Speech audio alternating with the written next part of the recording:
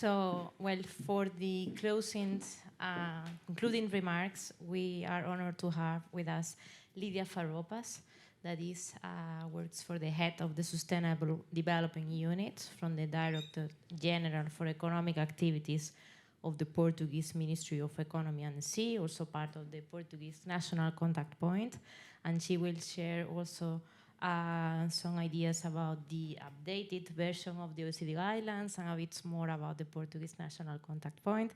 So please, Lídia, the floor is yours. Thank you. Good afternoon to all. First of all, I would like to congratulate NOVA University for the organization of this interesting conference with high quality interventions on responsible business conduct and human rights, a topic that is still so challenging for most of us. I would also like to take this opportunity to thanks to Alison, to Laura and to Claire for this sympathetic invitation for me to be part of this event. It is an honor for me and for my Directorate-General, so thank you a lot for this. Well, during this day, I have noted that different dimensions of the theme of responsible business conduct and human rights were presented. In fact, during recent years, this topic has gained an increasing importance within various political agendas, but in particular in the European Union, where there is a wish to publish a binding instrument by the end of 2023, namely the Due Diligence Corporate Sustainability Directive, which we have been talked here a lot today. It is a core topic for the due diligence. This political desire is motivated by the understanding that respect for human and environmental rights at the global level is key to guarantee a sustainable development. As you are certainly already aware, it will be impossible to keep the existing life quality without implementing sustainable development practice. But the challenge is how we will achieve this objective without burying enterprise operating in Europe, especially the SMEs with obligations, or without abandoning current commercial partners operating in developing and emerging countries, with all grey consequences that this option may represent. Well, we believe that the right answer to this challenge involves combining different types of instruments and also identifying synergies between these instruments. Therefore, it is important to create a level playing field for enterprises through the adoption of binding instruments. These types of instruments have the potential to contribute to legal certainty and should preferably have as target multinational enterprise, which are those that have sufficient scale, resources, and influence to change business conduct at a global level. It is also important to raise awareness among stakeholders about added value of products and services provided by responsible enterprises. In this aspect, it has to be understood that all actors have a fundamental role: the consumers, whether corporate or individual, the government through the public procurement contracts, the SMEs that largely depend on multinationals, the workers, the academia, the society in general. And in this way, voluntary instruments such as the OECD guidelines can play a key role. So, the latest update of the OECD guidelines was published this year and is of the utmost importance, as it reinforces the alignment of the guidelines with other international instruments, among which I would like to highlight the ILO Tripartite Declaration, due to its importance for industrial relations issues. The current version of the OECD guidelines addresses in a more robust way digital issues increasingly present in our lives and also the environmental concerns, especially those related to climate change, a real threat to our planet. I also want to highlight that the 2023 version of the OECD guidelines provides better conditions to guarantee the efficient functioning of national contact points, crucial to guarantee the availability in all adherent countries to the guidelines of a non-judicial mediation and conciliation platform to resolve complaints against enterprise. We can say that the presence of this type of platforms democratizes somehow the access to remediation. Last May, the Portuguese National Contact Point, operated by my Directorate-General and by ICEP, was subjected to a peer review promoted by the Secretariat of the OECD Working Party on Responsible Business Conduct. I am proud to say that Portugal, despite resource restrictions, will pass this exercise with a very positive note. I can say that this result is justified by the dedication of the NCP team and also because academia, representatives of enterprise, workers, and society actively responded to our challenge to participate. We understand this is a proof that in Portugal, awareness about responsible business conduct is increasing. The OECD will publish the report on this assessment by the end of this year. Despite this evolution, the Portuguese National Contact Point is aware that it has to go further. It is necessary to involve more and better with all the stakeholders, and that it is necessary to guarantee the articulation of the activities of the National Contact Point with activities of the National Focal Point for the ELO. According to experts from the OECD and the ELO, countries that already have these two governmental structures in operation, as is the case of Portugal, should promote the coordination of their activities.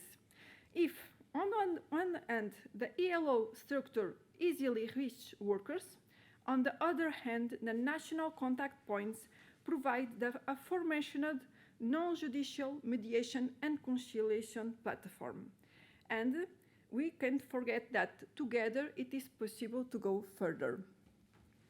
For this purpose, we believe that the upcoming publication of the first National Action Plan for Responsible Business Conduct and Human Rights will be important, as this plan will act as a guiding thread for all responsible business conduct initiatives in Portugal.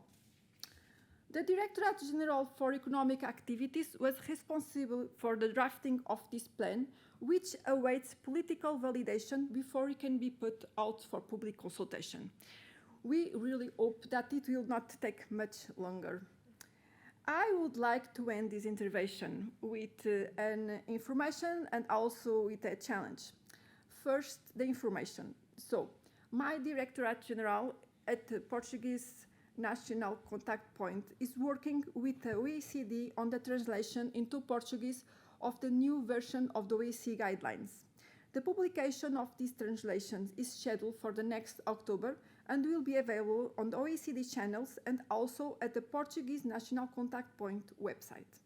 You are all invited to visit the CPPT website, which is in Portuguese and in English. Now the challenge. Next year, in April, the GAI team of the Portuguese National Contact Point will organize another national event about its activities. I would like to invite all of you to attend this virtual event, and I also take the opportunity to challenge our hosts to participate as moderators of one of the sections that we are already programming. It seems that is a lot of time until April 24, but it is not true. Until the end of 2023, it is a rush. The beginning of the year is always the rush, so the invitation is already made for you, okay? So with this, I would like to thank again for everyone, and thank you for your attention.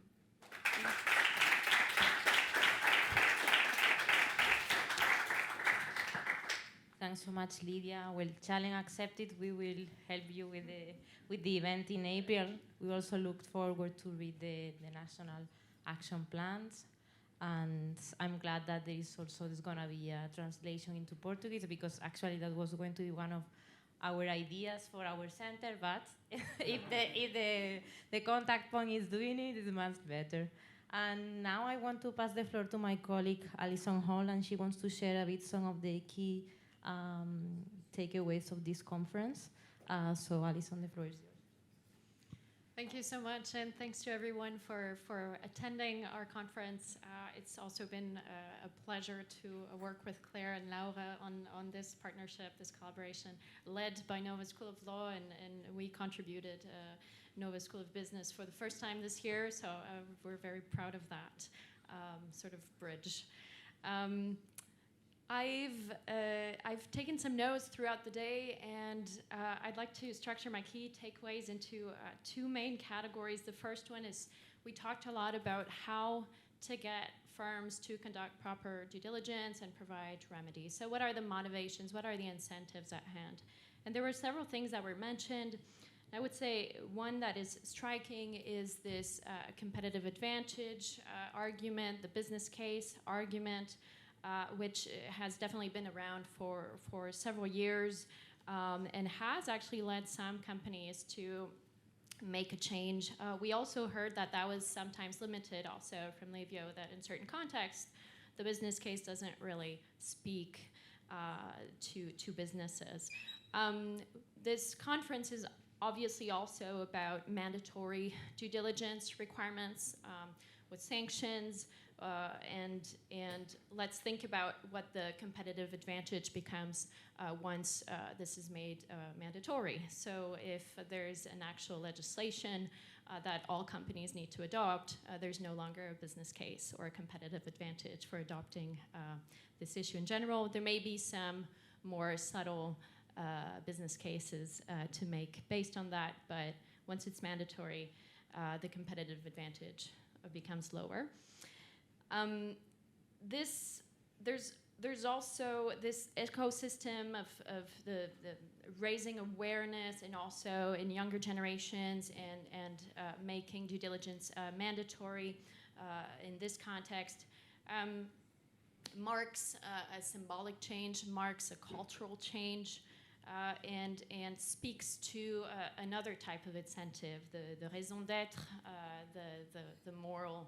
the moral incentive that when we think of managers, they're actually human beings, and they go to bed at night, and probably a lot of them don't want to think, I've made my products using this much modern slavery today. So there's also this argument that really needs to be remembered, the moral aspect, the ethical aspect of having these due diligence considerations can actually be very strong, and this is what I try to teach in my own courses, is that this is actually more than legislation, more than a competitive advantage. This is a duty that to be a good citizen, this is something that you need to think about. In terms of the tools at hand, I was really fishing for a lot of tools today because I'm teaching human rights due diligence to business students, and I want them to implement it. That's my own agenda, sorry. And today there were lots of different tools that were mentioned, and it was quite amazing to hear. First of all, we heard about some things that are in place that are limited and that can be improved. First, contractual relationships and putting the burden on the suppliers. We're aware of that. We can work with that. That's great. Obviously, there's a lot of policy guidance, and not only the UNGPs, not only the CSDDD, but also the OECD guidelines. There's also AI that's available, the different tools of AI that can be used and leveraged for due diligence. AI also has some limitations. It can inform, but also it makes mistakes. But we also have the partnership on AI.com on due diligence, which can be very helpful. So that's quite interesting. A lot of information is available through the Business and Human Rights Center, through stakeholder engagement opportunities, through blockchain technology that can help companies gather information, and through audits, through partnerships. But at the end of the day, the conclusion is that there really is no one-size-fits-all. And this was particularly important or emphasized in our panel on disengagement, where the question of should I stay or should I go? Well, it kind of depends. It depends on the analysis that you make. It depends on the information you have and what you make of that, and it's context dependent. And I think this is very important to remember, that the implementation of due diligence is not a one-time thing. It's an ongoing process that requires multi-stakeholder consultation if we really want this to be, if we really want it to work. Yes, so I think also this conference is a nice example of one of these multi-stakeholder initiatives, not only through the bridging of two different schools, but also through all our amazing panelists coming from different sectors, from different regions of the world. And so I think we're already walking through this path and trying to expose some solution and gather some information to be efficient in helping firms conduct due diligence properly.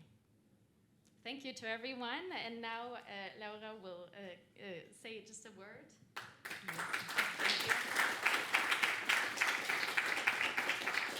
Thanks so much, because I think that was the perfect summary of some of the discussion we had today, a lot of food for thought.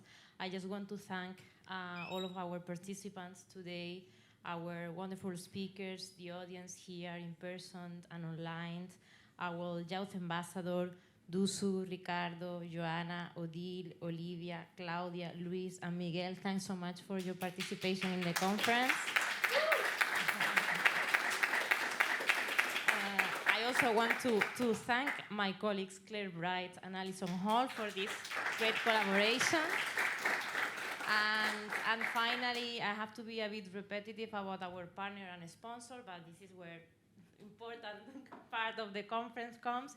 So thanks so much to the Portuguese government, to the Portuguese Chamber of Commerce, both also NOVA School of Law and NOVA SBE, the PLNJ, and the Embassy of Canada to Portugal, the ERA Chair, CEDIS, and the Portuguese Foundation for Science and Technology. That is also part of my research project. So thanks so much, and I'm sure we'll see each other in another event, and we will be here in case you want to have more questions or discussions, and I think we can conclude here. Thanks so much.